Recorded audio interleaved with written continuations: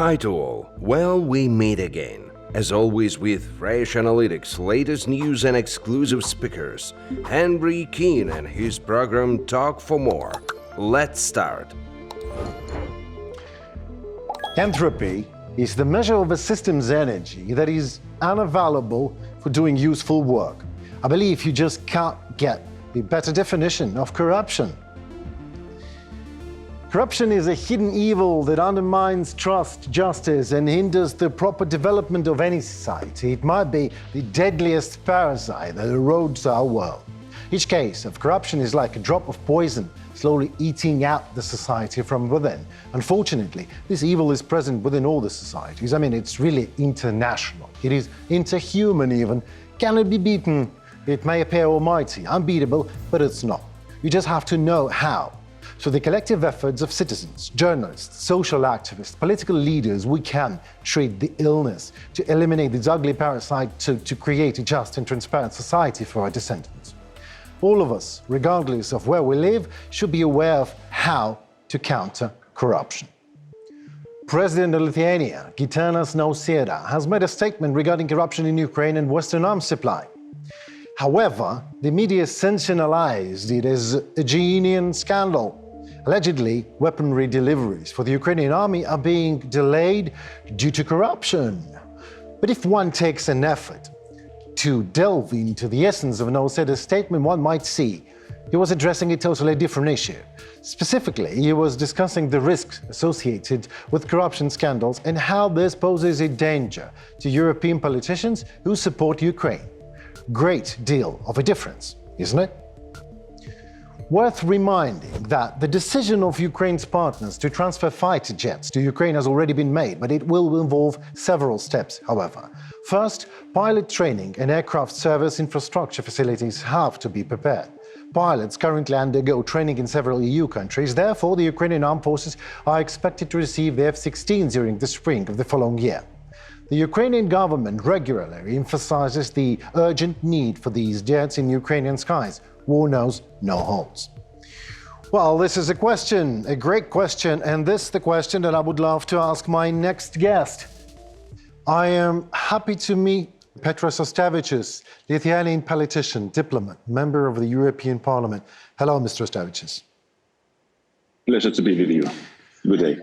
Hello. My first question. President Volodymyr Zelensky, in an interview with The Economist, stated that he sees a shift, obviously a negative shift, in attitudes among some partners. Well, he doubts the promises of certain Western allies to, I quote, stand with Ukraine as long as needed. Do you, as a politician, see the signs of such a deterioration in relations? Well, I probably wouldn't. I base my views on the last public opinion poll, which was conducted in the European Union and just published this week. It shows that 75% of Europeans at average are in full support of the EU's policy line towards Ukraine, which means, I mean, we have to stand with Ukraine as long as it takes. Of course, I mean, on the national level, I mean, if you take country, I mean, member state one by one, you might see some deviations, I mean, from 75, but the average figure 75, I think we must be happy with what we have. Yeah, it's lovely, 75%, of course. So my next question is, the EU adopted the 11th package of sanctions against Russia earlier this summer. Pardon me my question, but why is the backing of the next 12th package of sanction pie is taking so long? Is that hard job?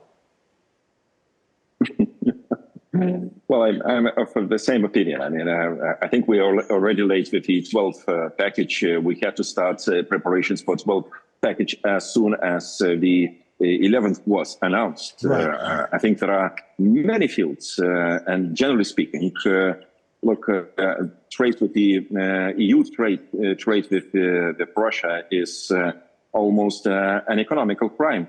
Let's call things as they are. Since we support financially an aggressor state, its budget, so that's why it must be restricted as much as possible. I mean, to one-digit figure out of probably 50% from decrees as for the time of being. But I mean, probably there are two things.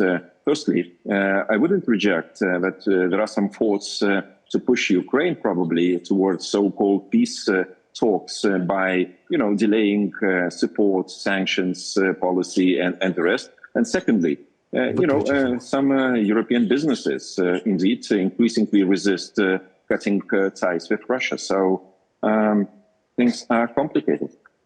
Well, yeah, things really are complicated. So what issues we are being discussed right now? I mean,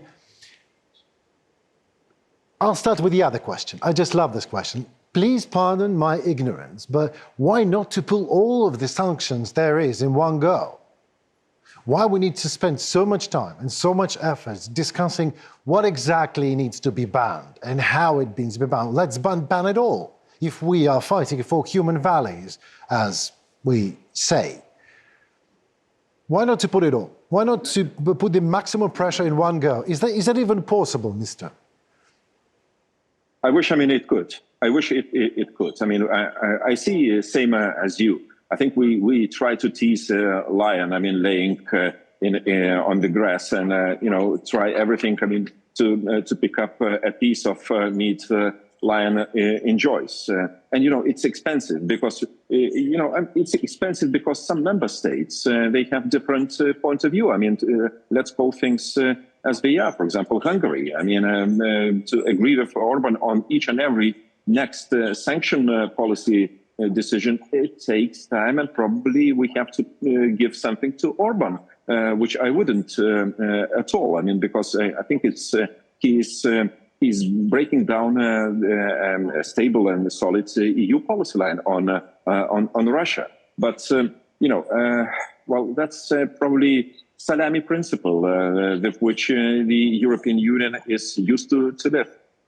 Okay, so what can we do with Orban, about Orban, and about people like Orban to avoid? The people are different, the interests are different, but sometimes their interests are obviously, let's call things as they are, bought. And these actions, pro-Russian actions, are simply unacceptable in times like we have today. So what can we do about it as a society? I would agree if we have had discussions with some individual member states, for example, about taxation policy, about agriculture policy, and we might disagree. But look, when we are talking about the existential interest as security and survival of the Western community at all, I think this is a kind of sin we can't pardon. To those politicians who try to speculate and play on. So I hope to see more streamlined policy line. And after listening to von der Leyen's speech at the State of Union earlier this week, I heard nothing about sanctions policy towards Russia, and nothing about condemning politicians like Orban actions in order to please and appease Putin by individual policy line. Okay, well, but again, what can we do about it? We can't do anything, can we? We can just sit and wait and condemn Mr. Orban. You're a bad boy. You can't do that. You shouldn't be doing what you're doing. But Mr. Orban said, well, F word, you all. I'll do what I want to do. And Putin just pays me quite well for that. Or maybe there are some reasons, I don't know. I'm just speculating. But we as a society, as a United Nations and either Europe, we can't do much about it because we never expected it to happen, didn't we? Well, he's not a boy. He's a very smart man and plays very complex games. First of all, economy about and probably in potential enrichment of some entourage around him. Making and dealing with Russians on major supplies and so on. But I think we have to be very tough on in political language. And if the all EU institutions, Commission, Council, European Parliament speaks one language, I think life, generally speaking, for Mr. Orban will complicate a bit. And we shouldn't underestimate a kind of political language, since even voters in Hungary are, about to hear something. In no way am I underestimating political language. And when I'm saying that, when I'm calling Mr. Orban a boy, I was referring to European Union treating him as a boy, because there's nothing else the European Union can do about him. He is certainly a clever man. I'll give him that. Yeah. Exactly. I mean, look, there are political, of course, dealings and language and dialogue we are constantly on. But there are some decisions probably he should feel on economy and receiving those financial means from the European Union, not necessarily because of his policy line towards Russia, but mainly because of the rule of law. Kind of mistakes. I mean, he made many times and continuously. So that's why I think I'm not afraid of speaking of singling out Orban as head of state of Hungary for the time of being. But again, sending a very clear message to Hungarians, because Hungarians finally, to decide to whom give a wheel of running country.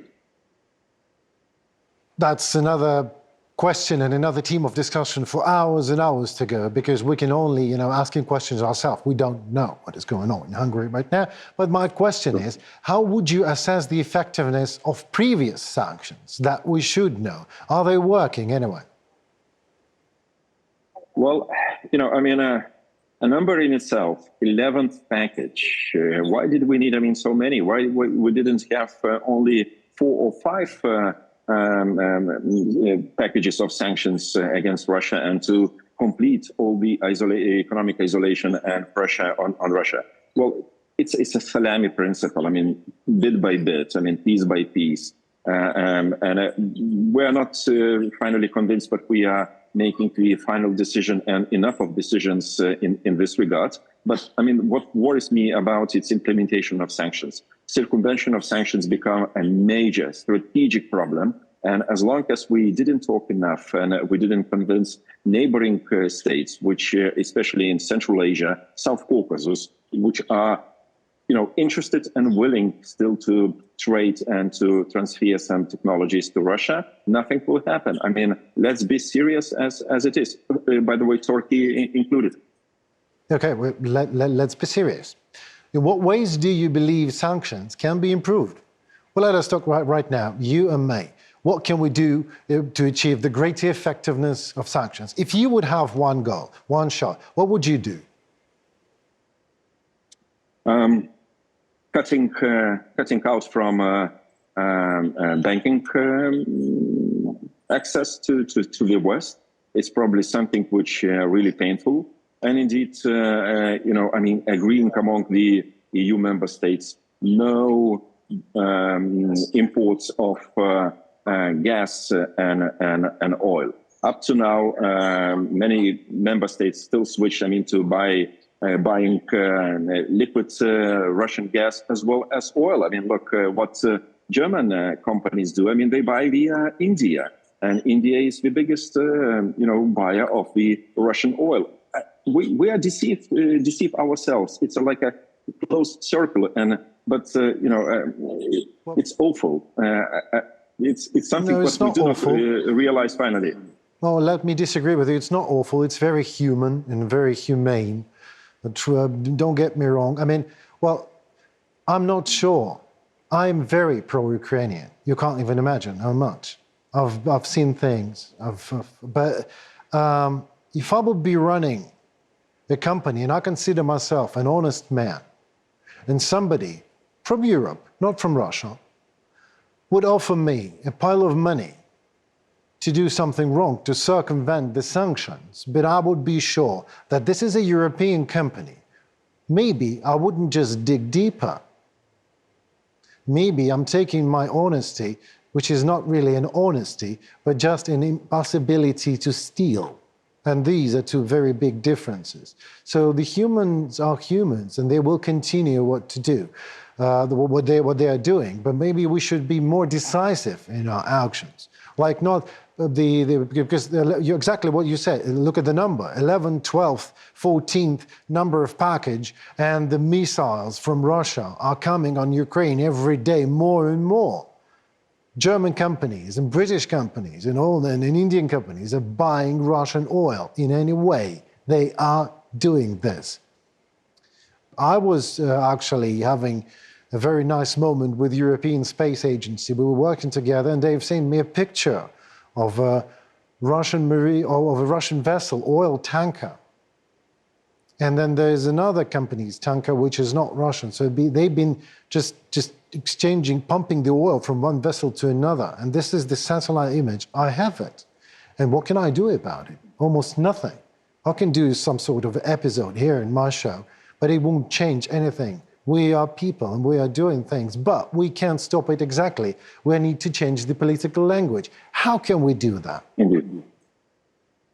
I think we should stop, explaining things that, there is an economic interest and some companies are just doing business and making money and nothing else. But, this economic greed, might, kill all of us. If we are not taking care of our existential global security interest, who will? My question, who will be that final institution, or there is any line, which will stop us, from this, dealings with Russians? So that's why I think we have to be back to political and very clear and frank existential dialogue. Thank you very much. It was a pleasure. Thank you. Thank you. It was a pleasure indeed. Pleasure is mine. Thank you. I still have one question for someone who probably knows everything, at least it should. What tools and strategies could be useful in combating corruption? Combating corruption is a complex and ongoing challenge that requires a combination of tools and strategies. Here are some of the most effective ones. Transparency and accountability. Strong legal framework.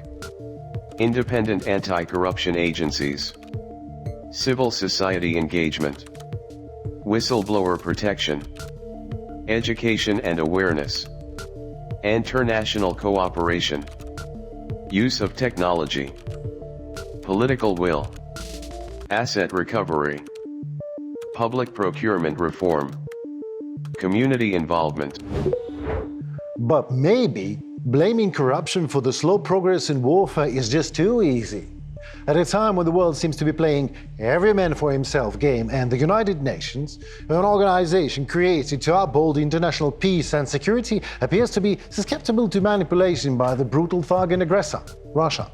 United Nations Security General Antonio Guterres penned a confidential letter to the Russian Minister of Foreign Affairs, a letter that was later published by the German tabloid Bild. In this letter, Guterres proposes significant concessions to Moscow. The first point, to lift the EU sanctions against the Russian Agricultural Bank and instead, for circumvention, to utilize the subsidiary company of the sanctioned Russian bank, RSHB Capital SA, by connecting it to SWIFT. The second point, to ensure Russian vessels against Ukrainian attacks in the Azov and Black Sea. Well, this point is my favorite, on a private scale of absurd. In addition, the UN Secretary General suggests unfreezing the assets of Russian companies involved in fertilizer production and granting access to Russian vessels transporting food and fertilizers to EU ports through, I quote, expedited port permits. And that happens when the US President Joe Biden states that these frozen Russian assets will go to Ukraine. The cost of Russia's return to the grain initiative and Ukrainian bread is at stake. However, it seems that the United Nations has conveniently forgotten that if the Kremlin's aggression goes unpunished and continues, there will be no one to cultivate Ukrainians' bread. And where to cultivate it, as Russia callously sells Ukrainian lands with landmines, turning it into one of the most heavily mined areas on the planet Earth.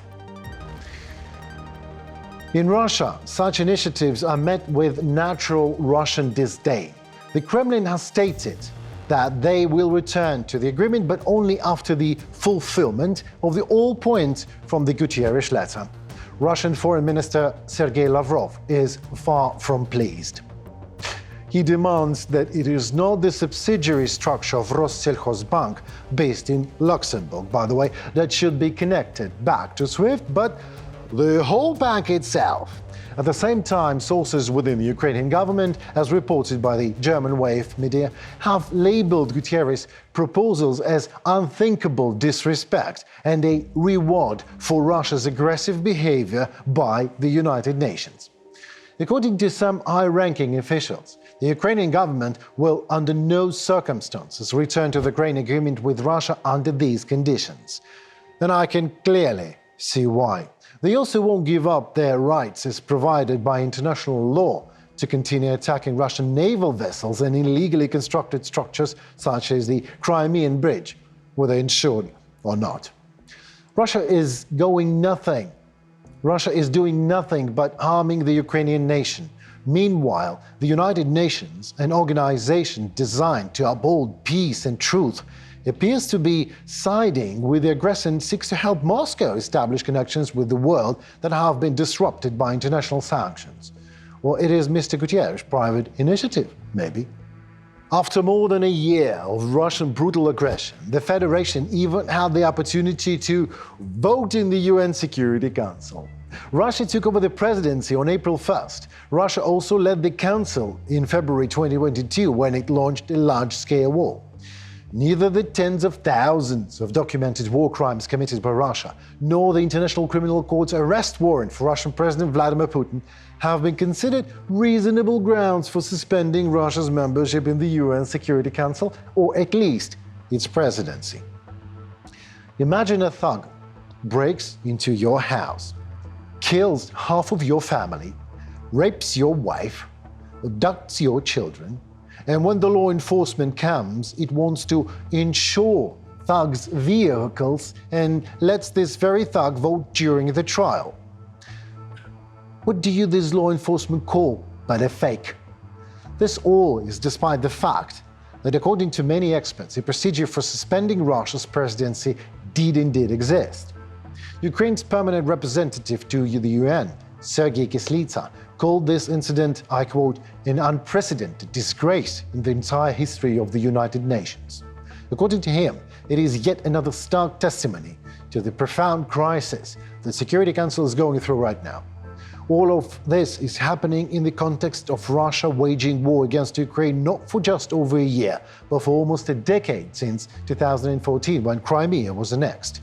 It began with unlawful annexation of Crimea. It's clear that Ukraine must fight not only on the battlefield, but also on the international stage, striving to secure, if not its own place in the sun, at least the opportunity to be heard.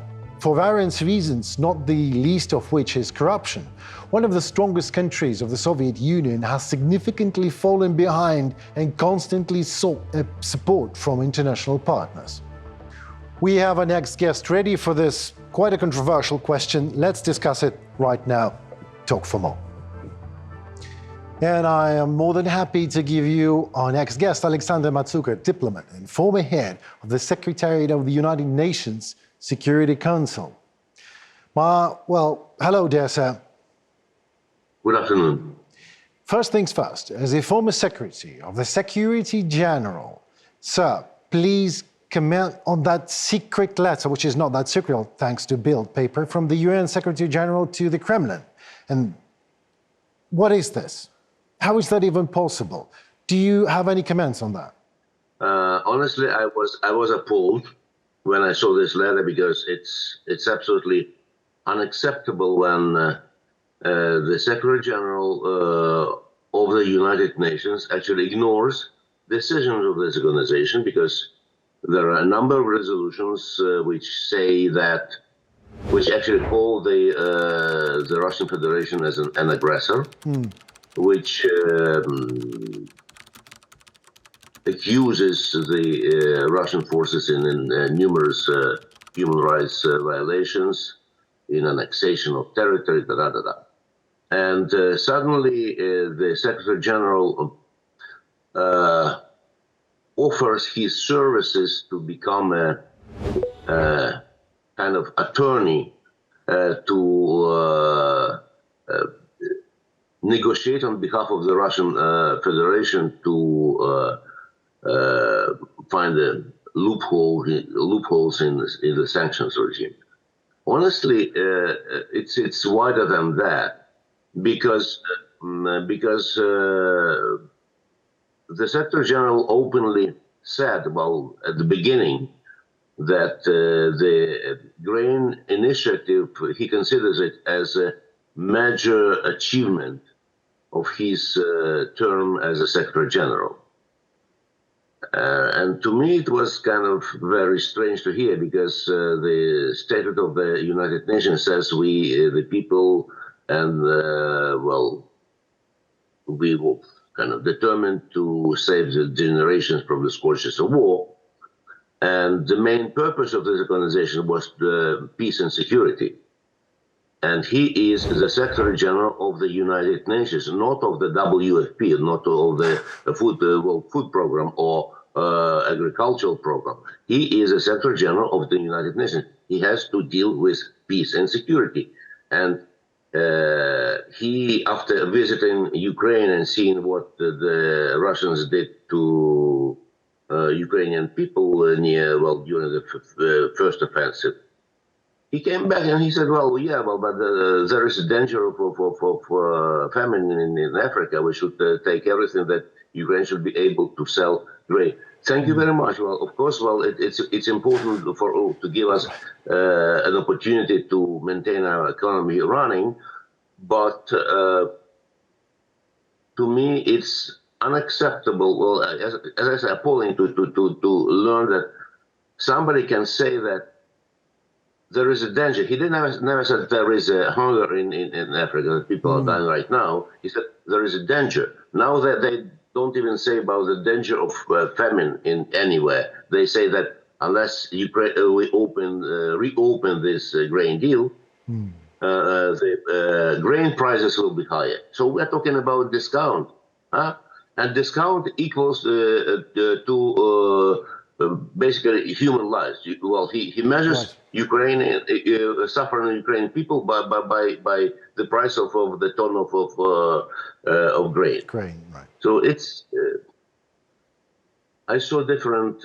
I worked for 5 Secretary Generals, and some of them were better, some were not that good. But I never was so ashamed of being former now UN member, because never none of the secretary of his predecessor ever did anything like that. Well, they made mistakes, they were stronger, weaker, but they were trying to fulfill their task. Well, the reason they were elected to this post. Yeah, well, thank you very much. Yeah, it is a very detailed answer. Well, the other part of my question is, what could make Secretary General to do something like that? I mean, you gave us the point. He is the Secretary General of the United Nations. This is a Security Council. I mean, you have to be careful what even you are thinking about, not said about the letters that you sent to Lavrov. And Lavrov was like, we're not ready for this, we're not ready for that. But this is the other question. What could make Secretary General to write a letter like this? Is it his private initiative or something? What do you think? It's his, there's a point that, you see, the Secretary General is actually his CEO. He is executive who has to follow the decisions. Well, he is supposed to implement decisions of the General Assembly of member states. Decisions are made by member states in different formats, but he's supposed to implement these decisions. He has some little niche. Well, it's Article 99, when the Secretary General sees some threats to peace and security, he can bring this issue to the Council or take initiative. But this is not peace and security. That's a problem. Exactly. That he misused his powers. So that's why. Well, it's I believe this is his own initiative. He doesn't like politics. He likes little things. Well, he likes kind of. Yeah, well, that's sorry, but that's unfortunately many years ago, and in 2016, the member states selected the guy who doesn't fit. That's the problem. He doesn't fit to the position. It's not about being weak. Obviously, obviously, he doesn't fit because this is his political ceiling, being the grain trader. Well, liking the grain trader and liking, the little things, being a United Nations Security Chair. God. Okay, right. Well, my second question is, that already happened. Should there be any response from Ukraine, and what should such a response be like? What do you think? It should be Ukraine should, I think, should be very harsh. Should take a very strong position and not just exchange views and tell the Secretary General how much they dislike his initiative. Not just to dismiss his initiative. I think, honestly, I don't give anybody advice, but I think that it should be more strong response. It should be public response, and probably together with allies who support Ukraine in what Ukraine is doing. But I don't expect this to happen. Most likely, there was a statement by the spokesman of the foreign ministry already that it's not a good idea. And again, it was not that harsh as I would expect. Probably the Ukrainian president during his meeting will say something. But again, we are still allowing. I think that the statement by the Secretary General to me should for Ukrainian authorities should be the end of the grain deal. There is no grain deal anymore, and there is no return to the grain deal, because now Ukraine is trying to use territorial waters of Romania and Bulgaria to bring ships to the Straits. The problem is that the Russians, as you rightly said, they say, oh yes, it's not good enough. But at the same time, they're trying to bomb all the grain facilities and port infrastructure in Ukraine. So their tactics is very obvious. They will say not good enough, and then they will say, oh yes, okay, we agree. But Ukraine has no facility, no grain anymore. 280,000 tons of grain was already burned by the Russians. I don't know how many more it will be burned before the Secretary General would get some would appease the Russians. And then what will happen? Ukraine has no grain to sell, and the Russians will get some perks, and would start selling their own grain at a high price, because Ukraine is out of equation. So it's obvious, and unfortunately, it's again about the second time in history. Moscow uses grain as weapons against Ukrainians. My third question was, but I'm not going to ask it, but what architectural changes should the UN undergo to avoid situations like that? But I would like it to combine with my fourth question. Say Mr. Guterres resigns. How possible do you think that is on a scale from 0 to 10, that Guterres resigns? There is no mechanism. Member states cannot fire the Secretary General because, in 1945 it was the UN was considered, the United Nations was considered as a gentleman's club. Okay. And I'm serious because a lot of things were decided on the assumption that it will be people who somehow care about their reputation. Right. Yeah, but Mr. Matsuka, pardon me interrupting you. The thing is, I'm not saying about someone will fire Secretary General.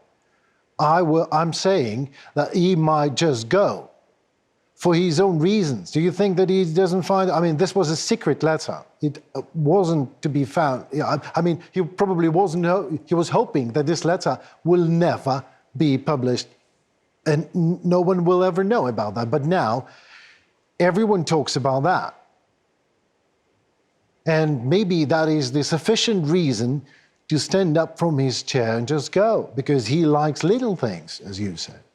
And United Nations Security Council is anything but a little thing. Maybe even a gentleman's club, but not a little thing. So how realistic is that he will go?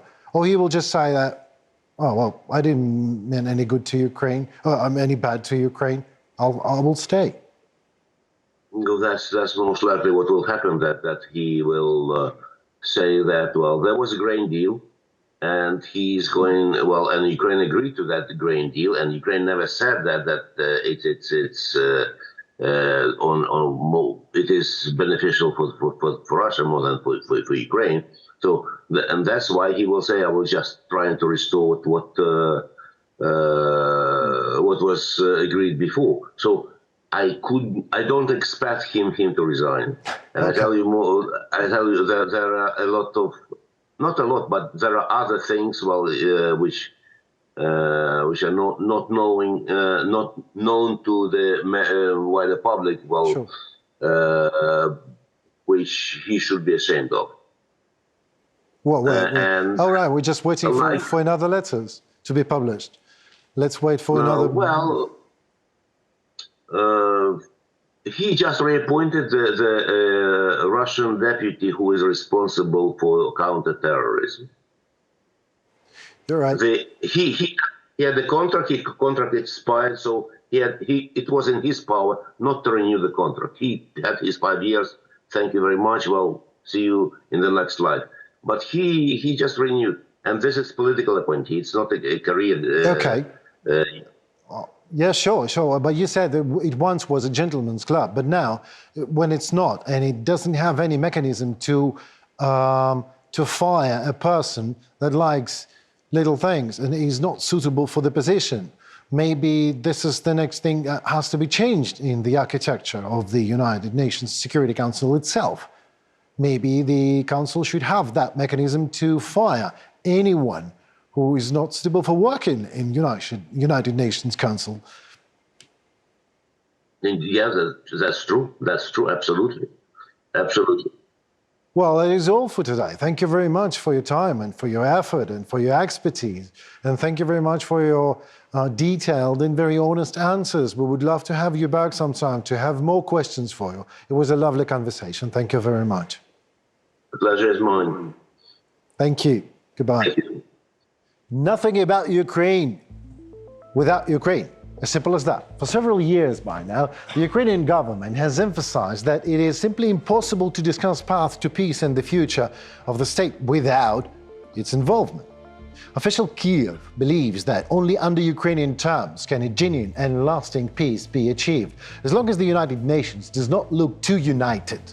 And other international organizations seem to be fueling the aggressor, and politicians are a little bit afraid to face the truth to avoid escalation. Russia will continue to manipulate. Well, of course it will. Russia is a mill of manipulations, producing lies on an industrial scale. The Kremlin's tactic is one of attrition. And it's normal that Ukraine and its international partners, of course, might seem a bit wary of that. However, they all continue to fight. The European Union, the United States, and the United Kingdom have declared their unwavering support to Ukraine in military and economic terms as long and as much as it will be necessary. But the most important thing to remember is that we all, Ukrainians and the world, are determining our future these days, right now, whether you believe it or not. Any behind-the-scenes talks, closed-door meetings, and secret letters are nothing but a sign of weakness that only tells the Kremlin it can continue to manipulate us, enjoying its impunity. Watch this. If the measure of earthly life is often money, then what is the measure of spiritual life? Well, no matter how Pope Francis may try to explain it now, a cat is out of the bag. On August 25th, addressing Russian Catholics, Pope Francis urged them to, I quote, never forget their great heritage. You are the descendants of great Russia, the great Russia of saints, rulers, the great Russia of Peter I, Catherine II, that empire great, enlightened, of great culture and great humanity. Never abandon this heritage. You are the descendants of the great Mother Russia. Move forward with it. And thank you for your way of being Russians. I repeat, the way of being Russians, said Francis. Well, it is a pity that a Pope won't advise Russians people to be looking for a way to become more people than Russians. In the Ukrainian Ministry of Foreign Affairs, commenting on these Pope's statements, they also expressed regret that Russian imperial ideas, which are in fact the cause of Russian chronicle aggressiveness, consciously or unconsciously resonate from the mouth of the Roman Pope. The Pope of Rome, whose mission is to open the eyes of youth in Russia to see the destructive ways of the current Russian leadership. Later, Vatican spokesperson Matteo Bruni stated, of course, that the Pope did not exalt imperialistic logic or rulers referred to in connection with certain historical periods, and intended to encourage young people to preserve and develop the positive aspects of the great Russian culture and spiritual heritage. The Pope himself also clarified and assured that he did not have imperialism in mind when he mentioned Great Russia. He noted that he may have chosen an imperfect way to express his thoughts, but in reality, he was referring to culture, not geography. Well, this way or the other, while the Vatican officially condemns Russia's aggression against Ukraine, Pope Francis considers the return of occupied Ukrainian territories nothing but, I quote, a political problem and not an international crime. Elon Musk, yet another prominent figure to fear the escalation of war and Putin's wrath, apparently more afraid than the triumph of evil itself. Recently, from the new biography by Walter Isaacson about Elon Musk, Ukrainians learned that the American businessman and the owner of SpaceX secretly ordered his engineers to deactivate the Starlink satellite communication network, which belongs to his company near the Crimea, the peninsula annexed by Russia. Musk wanted no bad. He just wanted to prevent a covert attack by Ukrainian defense forces on the poor Russian naval fleet. When Ukrainian maritime drones loaded with explosives approached the Russian fleet, they lost communication and safely washed ashore. As stated in the book, Musk's decision was allegedly driven by the fear that the aggressor country, Russia, would respond to the attack on the peninsula with the use of nuclear weapons.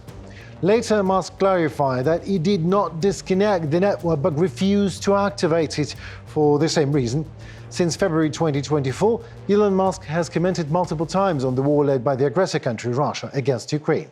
Initially, he expressed support for Ukraine, but in early October 2022, Musk formulated a hypothetical set of conditions on Twitter that could secure peaceful resolutions to the conflict and offered users to vote for or against it, his peace formula, so to speak, proposed conducting new referendums in temporarily occupied territories of Ukraine.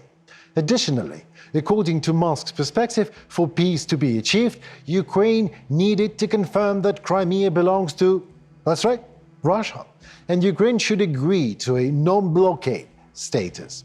This summer, Musk stated that in the trenches, I quote, "With no territorial gains, the best and brightest of both Russian and Ukrainian youth perish."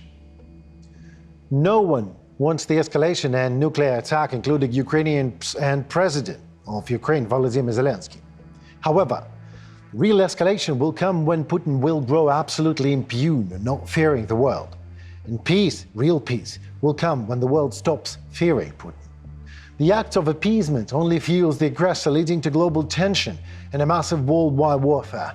As long as Ukraine, its partners, and the entire civilized world stand together for victory, it is Putin who should fear the escalation, not otherwise. The escalation of sanctions, escalation of global distancing from leper Moscow, and above all, the escalation of the military capabilities of the Ukrainian army that is happening right now.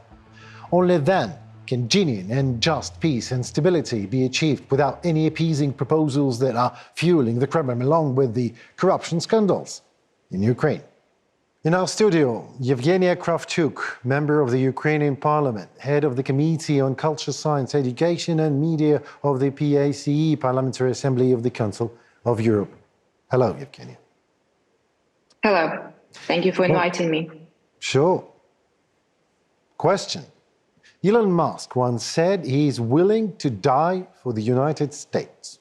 And his latest tweets, that to me are nothing but yet another proof of Elon's pro-Russian stance. Do you agree with me? Or maybe I'm wrong.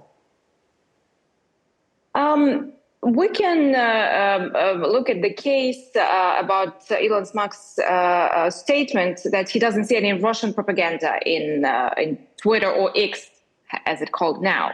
Okay.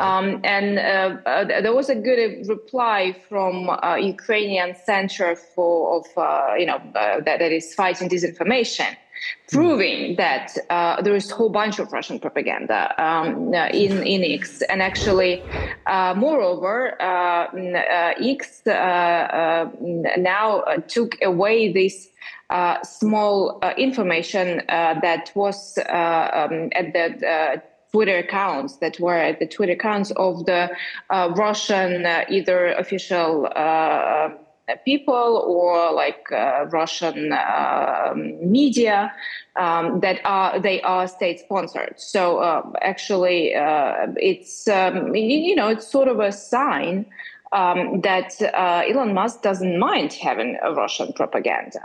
And also what I see that people in different Western countries do not actually understand the origins of the war, the origins of the conflict, because it had been for many, many years. They still see Ukraine as a sort of, historically tied country and everything. But if we probably would have to do more with this, communication, explaining the history of Ukraine, the history of Russia, and everything.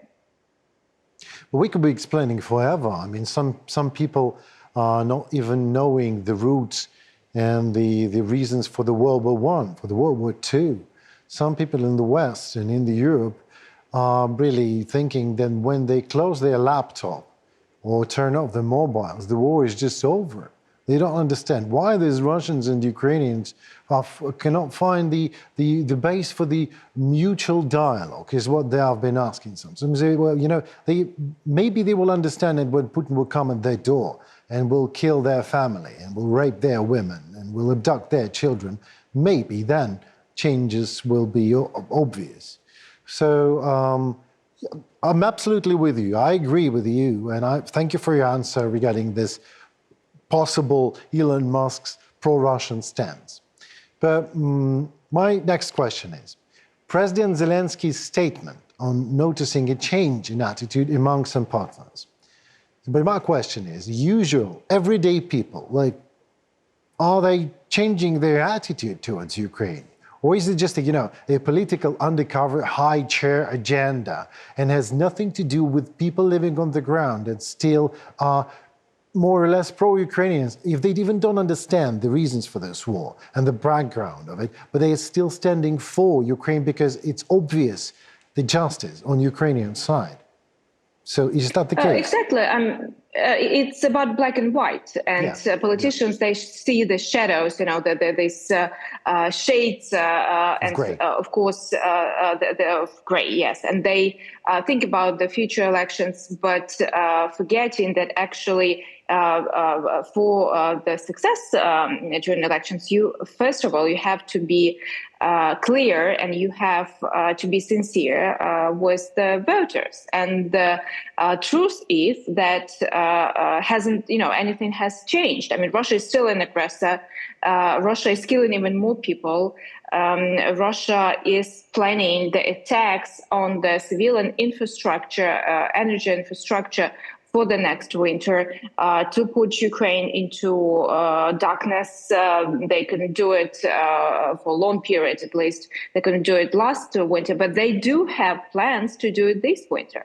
I'm right now in one of the European countries, in France, because I'm visiting the Bureau of the Peace.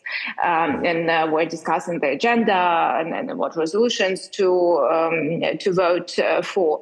And I had a chance for a small talk just with ordinary people, as you said. Sure. And they do say that we are with Ukraine, we're together with you for the freedom.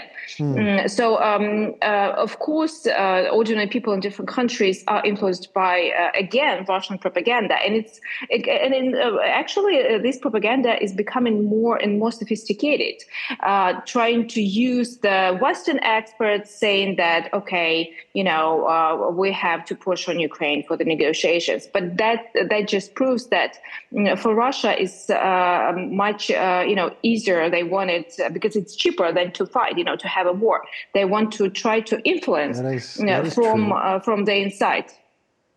Yeah, of course, Russian propaganda is influencing people, and of course, it's influencing politicians, and of course, Russia is buying politicians, and this is not the moral, but it is a normal process for all of us because, as I told to my previous speaker, we're all humans.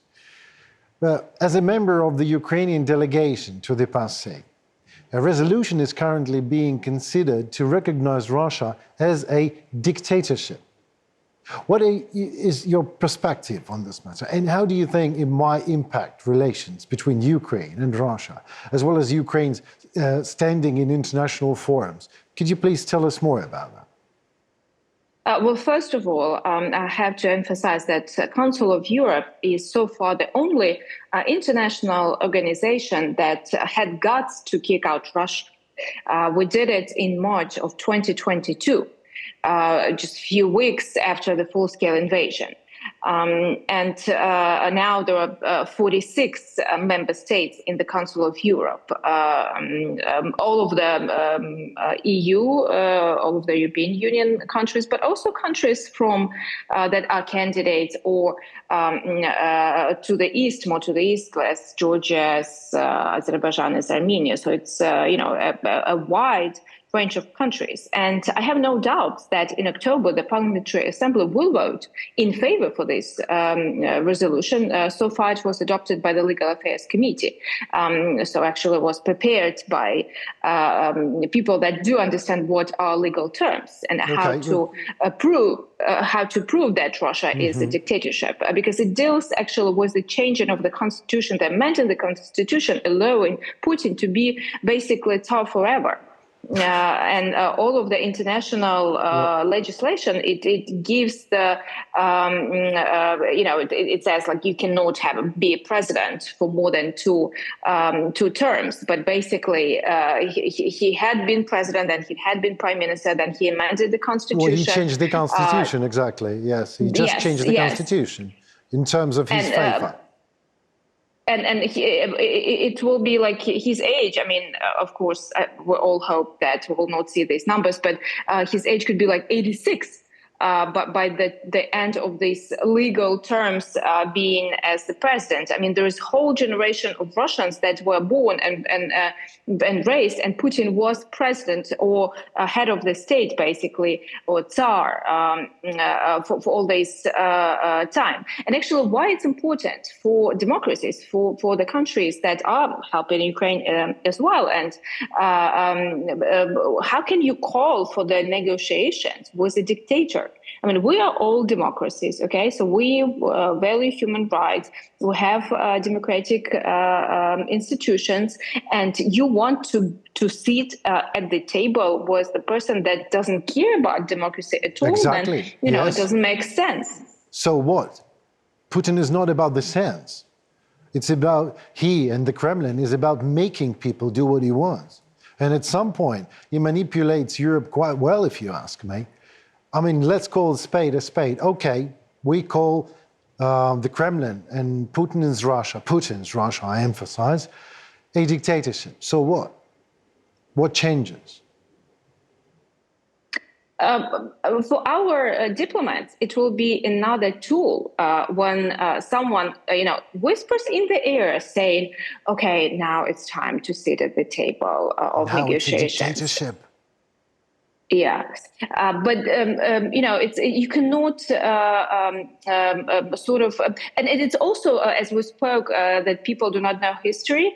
People do not want to understand that the normal rules that are implied to we call it normality in democratic country cannot be implied to Russia, because Russia is everything that is against the free will, against of the democracy, and you cannot, basically think that you can apply the rules or how you would think the normal things would go, because it's just an empire that doesn't care about people. Absolutely agree with you. Thank you very much for your answer. Today I've talked a lot, really a lot, Yevheniia, about the sanctions. Yet, me personally, inside me myself, still I don't understand. Are the sanctions against Russia working after all? Because, 11th, or that will be 12th package. There's no simple answer to that, because yes, sanctions do work, because they, Russia would not be trying to lift them up if they would not care. And they're trying to use United Nations, trying to use the Hunger Games, trying to lift up the sanctions. But it is painful, and of course there are some countries that call themselves neutral and still buy Russian gas and oil and other products, so they're not complete. And moreover, we see the loopholes in the sanctions, because Russia had been receiving the needed technologies and needed parts for example, the drones, the rockets, the missiles. And what we tried to do was our partners to close these loopholes and to to trace these links, how the third countries import some goods from United States, from the Western Europe, and then sell them basically to Russia. And Russia still has possibility to build the missiles and, of course, to have money for that. Because basically, when we can say that sanctions are working, totally working, when Putin has to have a choice whether he would pay pensions or build another rocket. What pensions? What pensions? To his people. I mean, what at least people? the small amount he's paying. There are no, in terms of Vladimir Putin, there are no people in Russia. It's just a population. It's something that is reimbursable. It's always, who cares about Russians? Not the Kremlin. So pensions are not that important. Pensions is something from that awful Western democratic world. It's dangerous. We need to...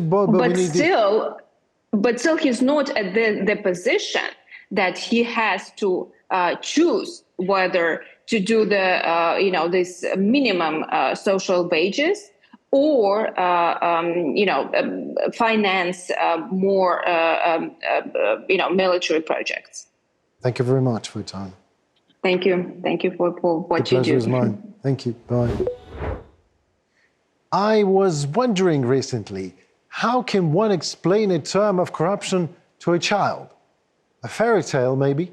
So I asked something that knows it all. Artificial intelligence. Let's hear the answer. Once upon a time in a cheerful town called Harmonyville, there was a magical garden that provided endless fruits and vegetables to the townspeople. The garden was tended by the wise Mayor Lily and her team. Harmonyville was known far and wide for its prosperity and unity. One day, a new figure arrived, a sly fox named Sliker, who claimed to have a magic touch to make the garden even more bountiful. He promised riches beyond imagination to Mayor Lily in exchange for a share of the produce. Tempted by the promise of wealth, Mayor Lily agreed, ignoring the pleas of her advisors. Soon, Sliker's greed knew no bounds. He began taking more than his fair share, leaving the garden withered and the people hungry. The once thriving town began to suffer. Houses fell into disrepair, and schools lacked essential supplies. Harmonyville's harmony was replaced by discord, and mistrust spread like wildfire. Children noticed the change and decided to take matters into their own hands. They rallied together, determined to expose Sliker's deceit. Through their bravery and cleverness, they gathered evidence and shared their findings with the townspeople. Faced with the truth, the people of Harmonyville confronted Sliker and demanded he leave. With unity and hard work, they restored the garden to its former glory. From that day forward, the children of Harmonyville learned a valuable lesson: corruption brings harm and division to society. They vowed to protect their town from any future ill-intentioned outsiders, cherishing the values of honesty, unity, and the true magic of their community. Well, it seems to be all for tonight, folks. Thank you very much for your attention. It was Henry Keane and my show, Talk for More. See you soon.